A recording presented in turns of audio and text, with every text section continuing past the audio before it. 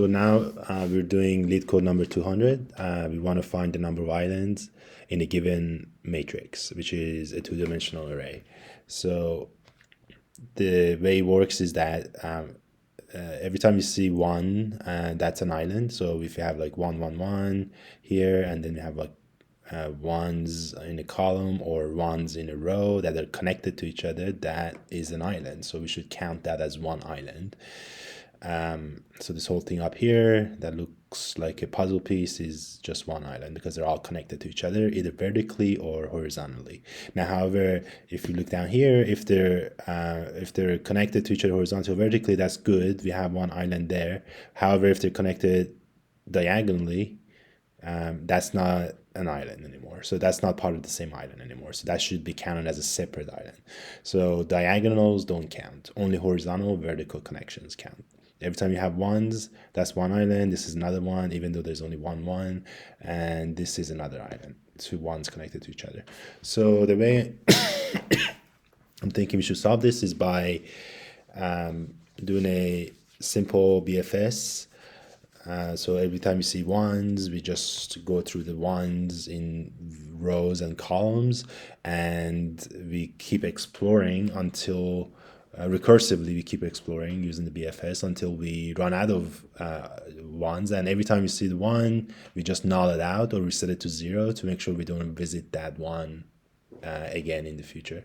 So with that said, let's go ahead and start coding it. So I'm using Python here. So for I range length of the grid, so that should give us our rows, and then we'll do the same thing for our columns. So basically we want to find the length of the first row.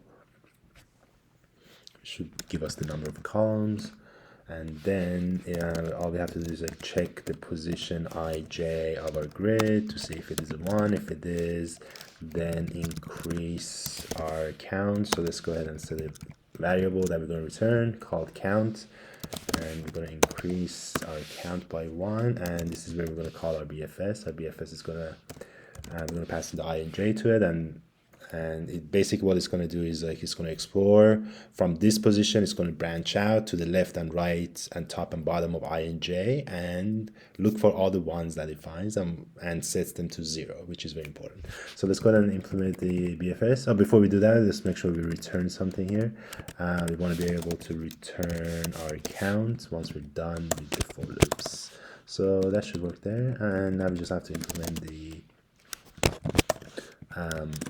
BFS function, and in Python you can just do it inside another function, so then we don't have to pass in all the variables except I and j, so we don't have to pass in the grid anymore. So the first thing I'm going to do is make sure we're not out of bounds. So if our I and j are not less than 0, and also they're not greater than the length of the grid.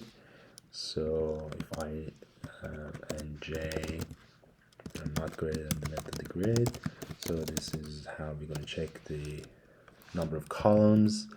And also we're going to do one more check to make sure there is no accidental 0 that we're encountering. If we do, then we just return immediately. So the first thing we want to do here in our BFS is just make sure we set our I and j to 0, because we encountered 1, so that means there's a 1 in there, and we just set it to 0 to make sure we don't visit that again. And we also have to do that 4 times. So we have to explore from our current row position, go 1 to the right and 1 to the left.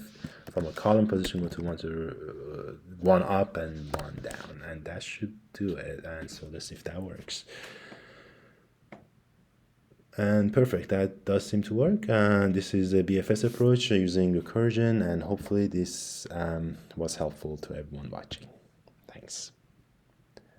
And it seems to have been accepted, and I'm just going to go ahead and end the video here. Thanks for watching, and see you in the next one.